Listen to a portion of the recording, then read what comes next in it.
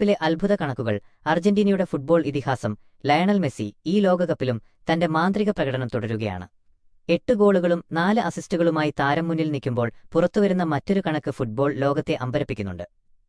കണക്കുകൾ പ്രകാരം മെസ്സി ലോകകപ്പിൽ കളത്തിലിറങ്ങിയ സമയത്തിന്റെ ഭൂരിഭാഗവും നടന്നാണ് ചെലവഴിച്ചത്. ടൂർണമെന്റിലെ അദ്ദേഹത്തിന്റെ ചലനങ്ങളിൽ 50% നടത്തത്തിലൂടെയായിരുന്നു. ഓടിയതും ജോഗ് ചെയ്തതും വളരെ കുറച്ച് സമയം മാത്രമാണ്. അതിവേഗത്തിലുള്ള ഓട്ടം, സ്പ്രിന്റിംഗ് അദ്ദേഹത്തിന് വളരെ അപൂർവമായിരുന്നു.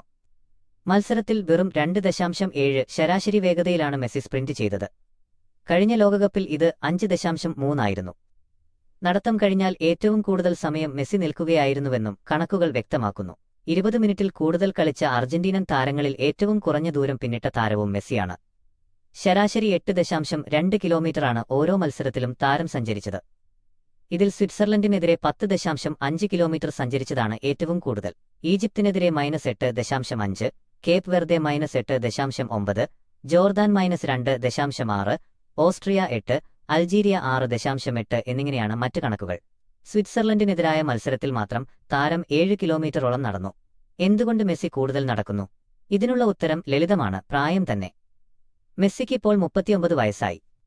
പ്രൊഫഷണൽ ഫുട്ബോളിൽ ഇനിയും കുറച്ചുകാലം കൂടി തുടരാൻ അദ്ദേഹം ആഗ്രഹിക്കുന്നുണ്ട്. കരിയറിന്റെ ഈ ഘട്ടത്തിൽ വലിയ പരിക്കുകൾ ഒഴിവാക്കി ശരീരം സംരക്ഷിക്കാനാണ് മെസ്സി ഇപ്പോൾ മുൻഗണന നൽകുന്നത്. അതുകൊണ്ടാണ് അനാവശ്യ ഓട്ടങ്ങൾ കുറച്ച് ഊർജ്ജം ലാഭിക്കുന്ന രീതിയിൽ അദ്ദേഹം കളിക്കുന്നത്. എങ്കിലും പന്ത് ലഭിക്കുമ്പോൾ പഴയതുപോലെ മിന്നൽ വേഗതയിൽ കുതിക്കാൻ മെസ്സിക്ക് ഇന്നും മടിയില്ല.